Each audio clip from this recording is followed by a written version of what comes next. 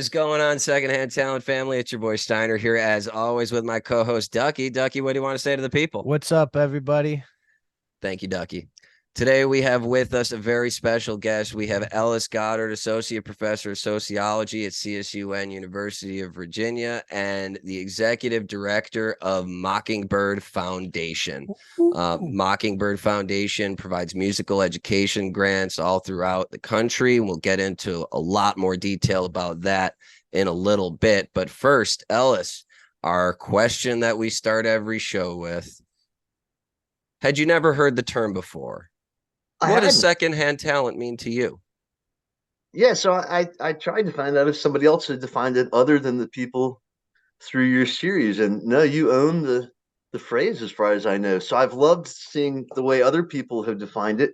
But yeah, I guess there's the band and there are the people who surround the band. Now that makes me think of Kuroda and the lighting, the sound crew, right. And so whatever role I or the people I'm here speaking on behalf of represent, it's pretty tangential. We're talking fourth or fifth hand, right? But the idea applies, right? There's this absolutely. Yeah.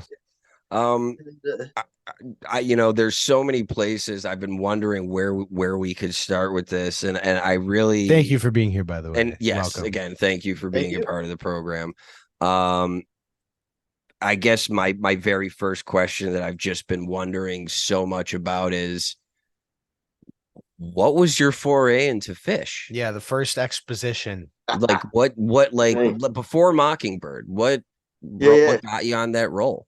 So I was had lived over the summer in a house with a group of 7 fraternity brothers, one of whom was a promoter for a club called Tracks in Charlottesville, crappy little hole in the side of a warehouse beside a railroad track, but run by Corin Capshaw, who you might know, now runs the Dave Matthews Band and Music Today and Red Light Management and damn near all of Charlottesville. And anyway, one of the brothers was promoting the show that fall, this band Phish, that I had heard that, they play in dead parking lots or something. I didn't really know what it was. So he put on Lawn Boy and sat me down in front of a speaker, and I didn't move. I was blown away. And I went to the show, and it was Lawn Boy. I think I saw your first show was Alpine Valley, right? Which is 25,000. This show was like 25 or maybe 250 people. And I sat in a chair, and I was blown away. I in the middle of the field, the floor, I still can't put it. I was just amazed. It was so unlike anything I had expected or seen before or could have imagined about music and performance and relationships with the audience. It was amazing, and it stayed that way. And that was 1990. Well, I was just about to ask for frame of reference, like what year were we talking about there? 1990. That's early. I mean, 250 people in the crowd. You could imagine it was pretty early on. It may have become more than that over the night. I was a freshman in college, there was some recreation or whatever, but it was small enough that I remember sitting in that chair for at least the entire first set in the middle of the floor and had a perfect view. It was just great. It was crazy. Bizarre. And then into that is bizarre. My now wife dragged me to my second show the night before a midterm was due. And I had to stay up late night working on some statistics. And somewhere between those two stumbled into this idea of the Fishnet, that there was an email list of people talking about the band. And oh my God, they're talking about the show last night. They're recording it. They're going to mail me tapes, and I'm going to get them a month from now. How exciting that a month from now I can hear last night's show. I mean, but I feel like at the time, though, that's something that is just unprecedented. Yeah. It was crazy. Yeah. Or you can watch it live on the webcast, right? Yeah, right. Yeah. But at the time, we're just feeding off these kernels of information about these new songs and this Game Hinge thing and this secret language and what's the Simpsons? Why does that keep happening, right? And yeah, exactly. And what are they saying in You Enjoy Myself, right? The WATSIM was the acronym of the day. And that sort of constant curiosity was something I appreciated a lot. So did it already feel then at that time in 1990 that there was this kind of larger zeitgeist of what Phish was as as something more than a band. I mean, Phish, for the listeners and viewers who are unaware, started in 1983.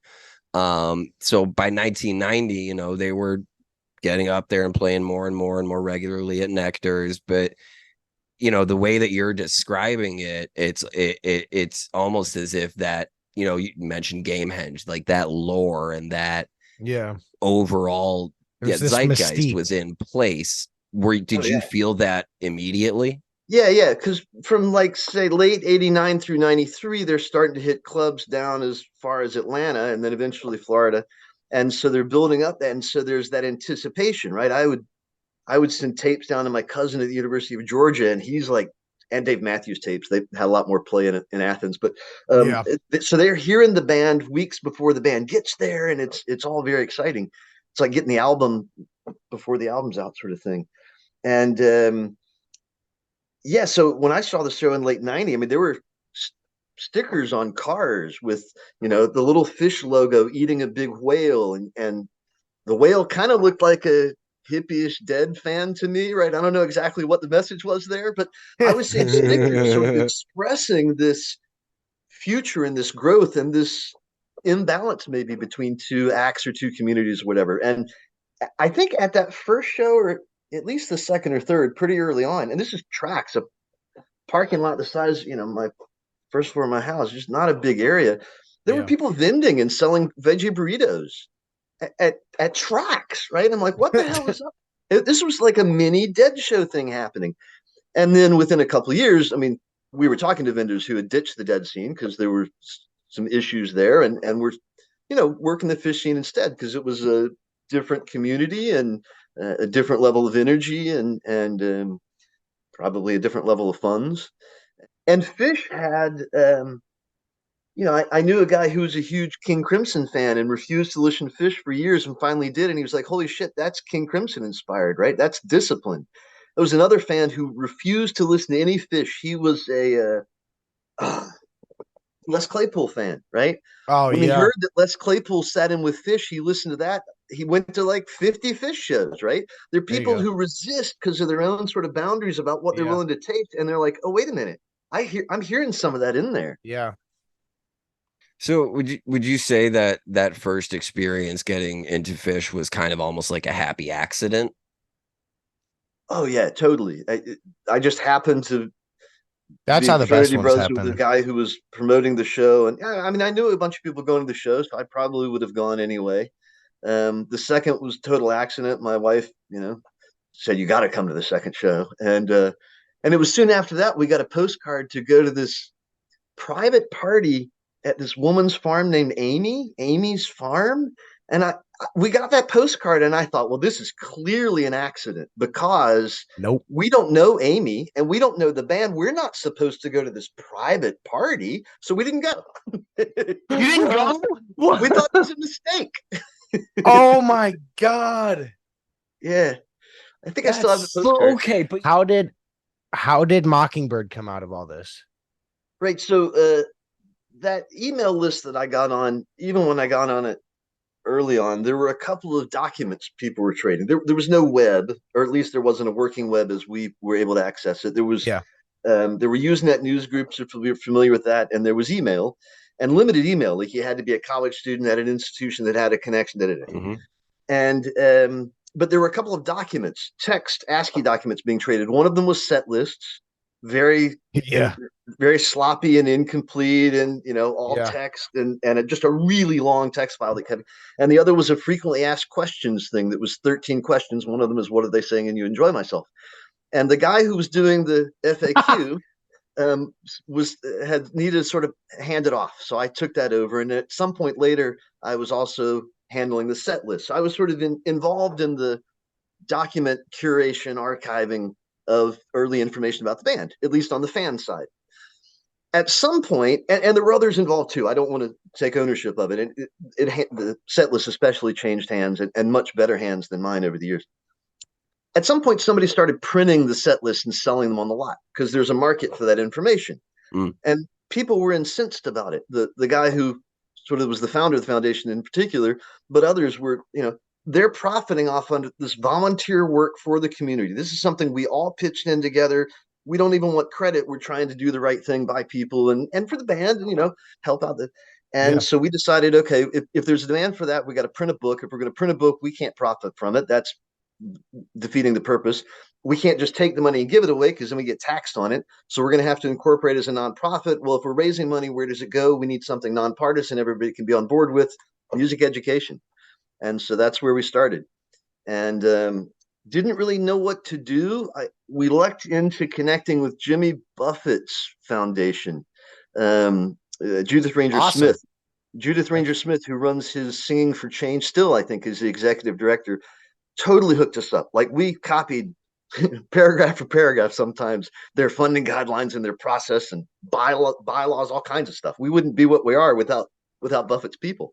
Nice. And, that's another theme that's come down in the show a lot is about, lending a hand down to the next generation of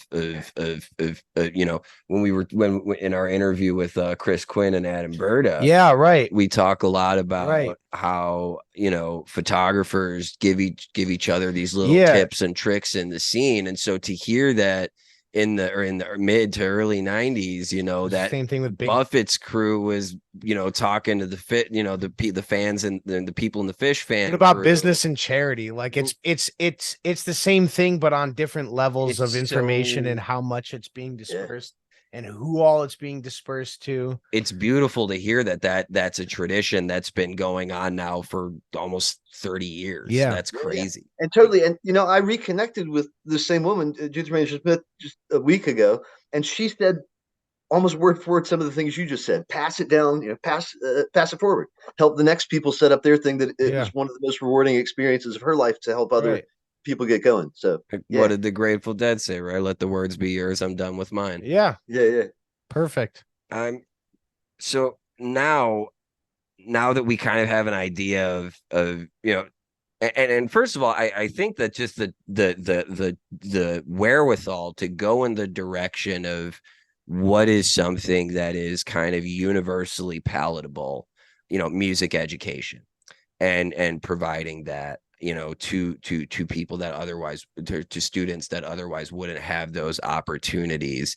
Like it's such a, you're right, like a really universally palatable concept. And then I guess coming off of that now, and correct me if I'm wrong, Mockingbird as a foundation started around 1997. Incorporated 97. Incorporated. Nice. Was what was, if any, the band involvement, and like, were they aware of it? Did they recognize it, or was this really just a purely fan run initiative? It's totally fan run and managed. They have never had any formal role in any decisions, or there's a board and bylaws, and they have no direct role at all. But we've been open with them throughout the time, from set list information, hey, we just learned about this new show, to hey, we're going to publish this book, it's going to be enormous, and we're going to work with photographers and artists, and we want to make sure we play by the rules. And we're not a marketing arm of the band by any stretch, but we have a great relationship with them. And there's been a good flow of information and support both ways. We've contributed to Waterwheel's contributed to Mockingbird. We've hosted events together, and so very cool. You just mentioning Waterwheel there. Would you obviously we're talking about Mockingbird, but if you could just speak to our audience a little bit to let them know kind of what Waterwheel does, as an extension of Fish. Waterwheel is Fish's charitable arm, and they incorporated the same year that we did, 97, I think, and had a website, I think, the same year. And so there was a, I don't know whether we want to talk about it at some point, but there was this influx, growth, development of a lot of sort of efforts to organize charitable things in the community. And so that was the band's effort. And Waterwheel grew out of a Greenpeace table that used to go on tour and we're at all the shows, and involved with the Green Crew, fans who would pick up trash in the parking lot after shows in exchange for mission. So there were a handful of things going on, and yeah, Water Wheel has done everything from they get a percentage proceeds from the Ben and Jerry's Foundation to events they run and ticket collections at shows. And they do a lot of important work with local organizations and also some cleanup of Lake Champlain up in Vermont and New York.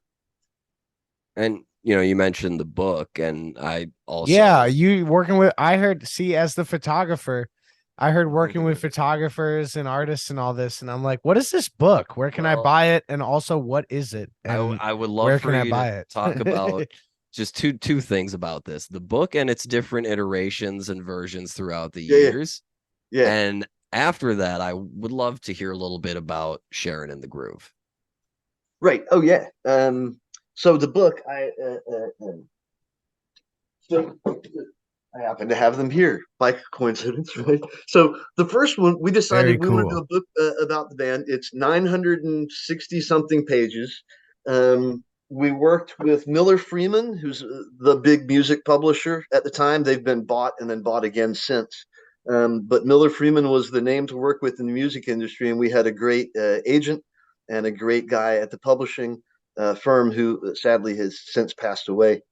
But I mean, the story of this book, I mean, the amount of paper needed for 950 pages for the number of copies that we signed, they sold out 2 printings, involved renting, if I remember, 4 railroad cars to ship paper across country. It was just hilarious. It was ridiculous. Bro. And the print Wait, are they still available for purchase? No, they're so hard to find. These are even the newest one is $400 on Amazon. I've been trying. Oh man, I was like, Jesus Christ, I want one. Where do I get this? The first one though, the print is it's like reading a phone book. It wasn't really enjoyable. And the second one, in a sense, got worse. The pages were a little better.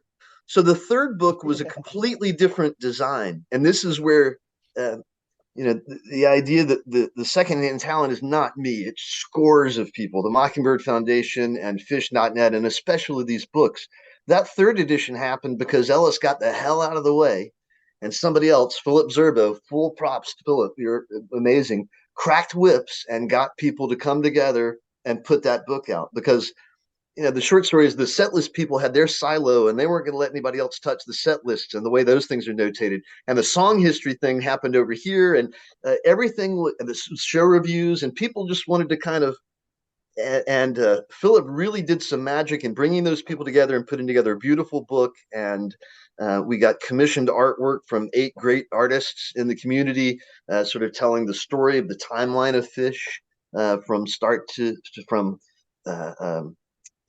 Rutherford falling into the river and becoming a lizard all the way through the crossing the Atlantic and the recent shows, and it's a beautiful piece of work. But yeah, no, all 3 of those have sold out, and books are so expensive. The foundation, we made less than $1 on each of those books that we sold for $45 each, because there's so much of it goes into the sale and the paper and the printing and the shipping and all that nonsense. For the dedication and the care and the just the love for the community. Well, charity is about giving, right? And the giving doesn't always have to be money.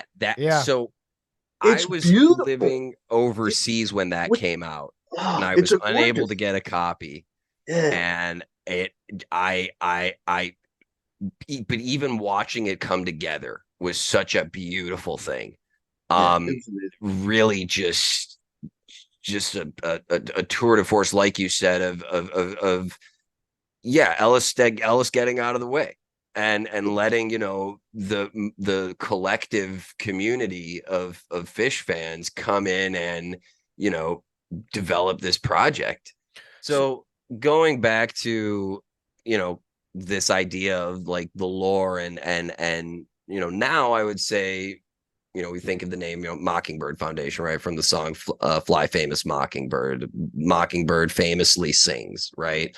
And it's a unique piece. It's a very unique instrumental piece that doesn't get played very often.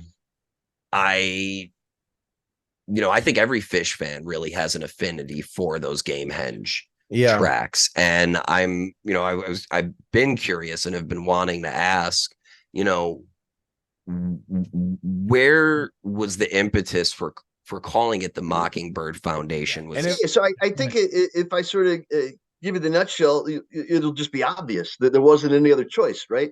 So in the Gamehinge saga, and I don't know how many of your listeners are familiar with Fish, much less this particular thing, but Trey has this senior thesis when he's graduated from Goddard College. He's written a bunch of music. There's this paper he writes after that, frankly, is like, never mind.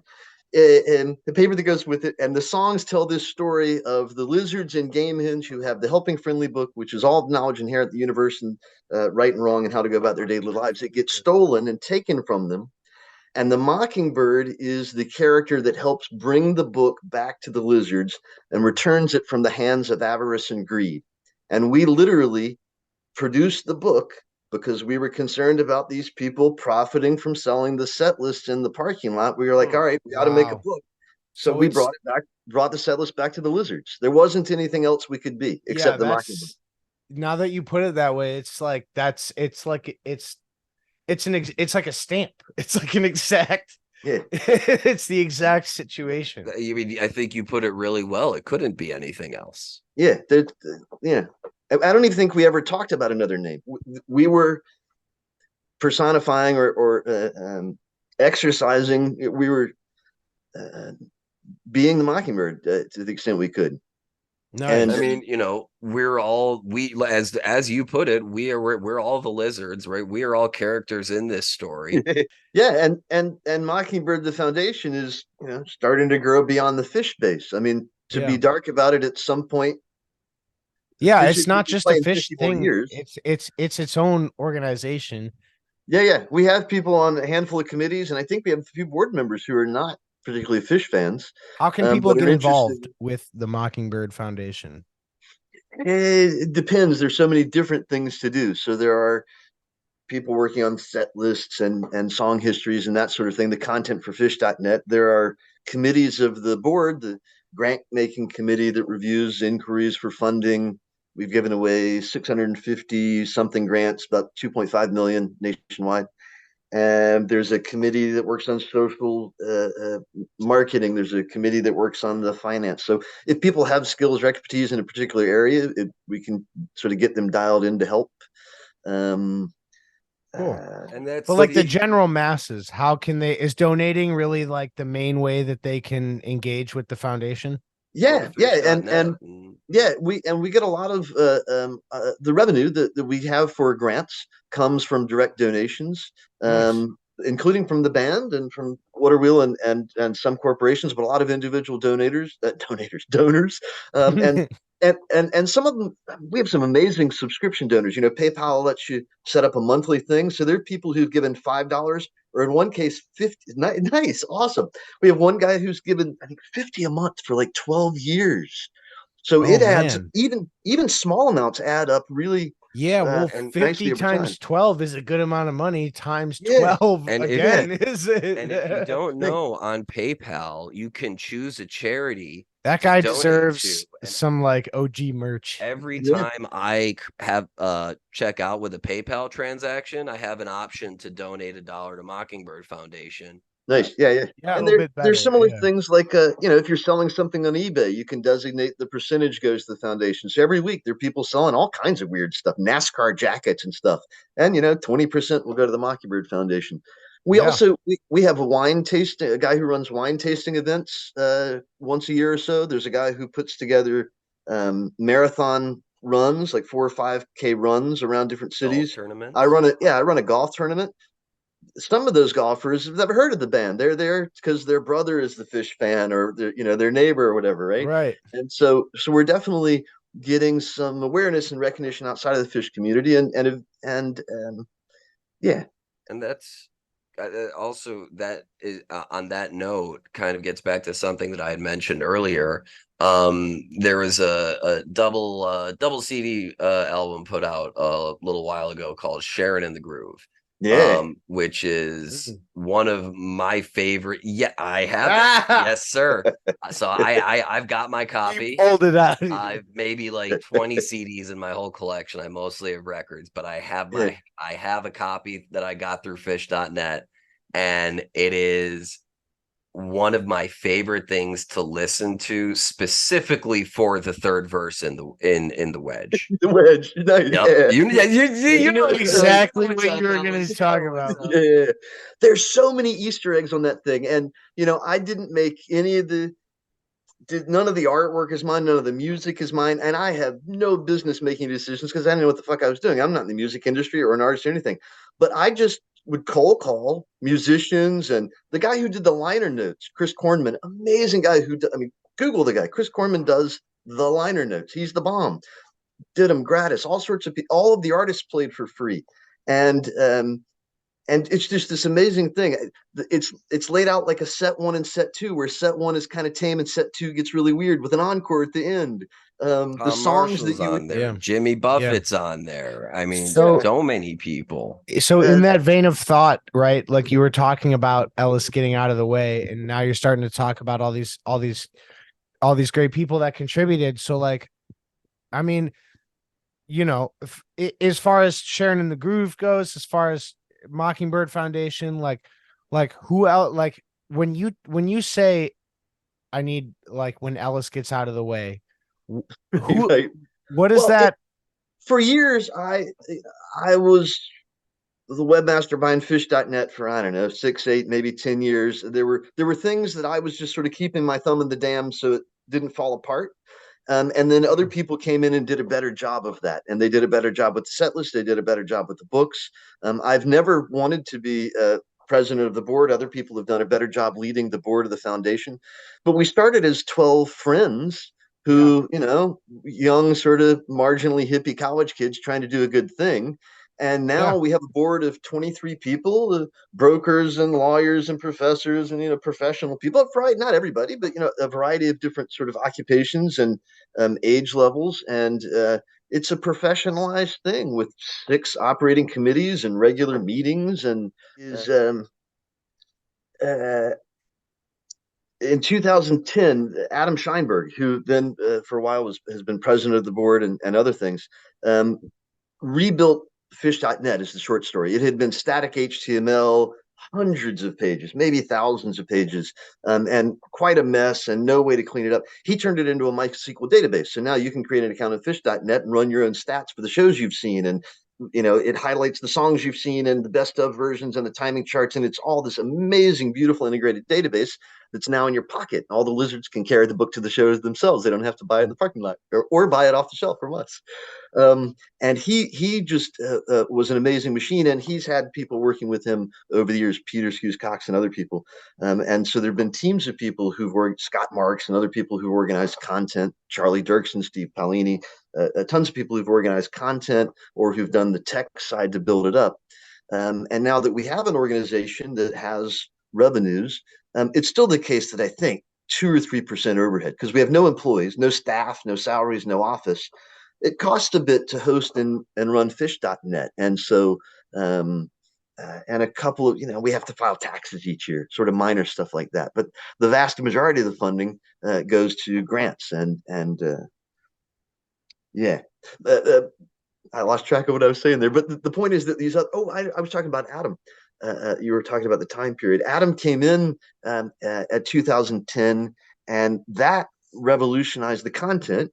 And so you and other people had a completely different experience coming into fish.net when it was a login, create an account. Now there's a forum. The forum community, people have gotten married through that forum, right? People have seriously and oh yeah, no, for sure. All sorts of drama happens in the forum.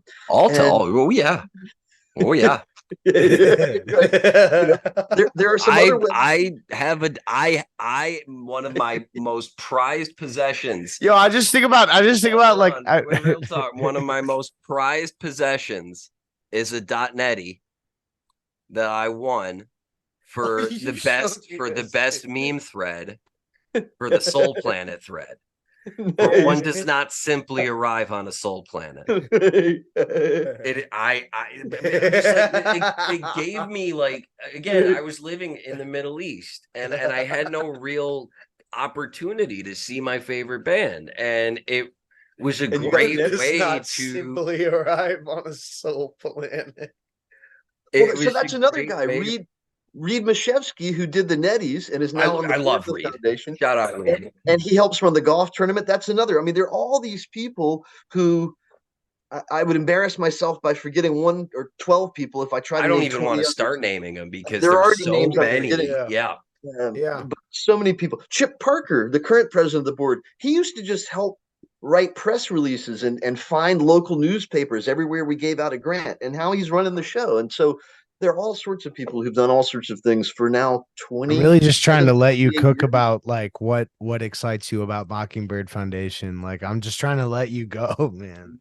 Well, it's just so cool, the things we've done. I mean, the CD I could babble about for hours because there's so many Easter eggs in that. The grants are, we've done really cool small nugget things. My favorite programs was it was a rural area of Kentucky. They were concerned about the teenage kids getting on meth. They had old guys to teach bluegrass. They had tons of banjos and stuff. They had a place to teach them in, and they had music stands, but sheet music is expensive. So we bought them some sheet music, right? Not a big outlay, and they've got this ongoing program teaching kids bluegrass, so they're not out smoking meth. And there's an impoverished river valley in Alaska that's only accessible by 2 helicopter stops. And the story was that the population was diminishing because when the kids get to be teenagers, they bolt, they go to Anchorage or somewhere with a life.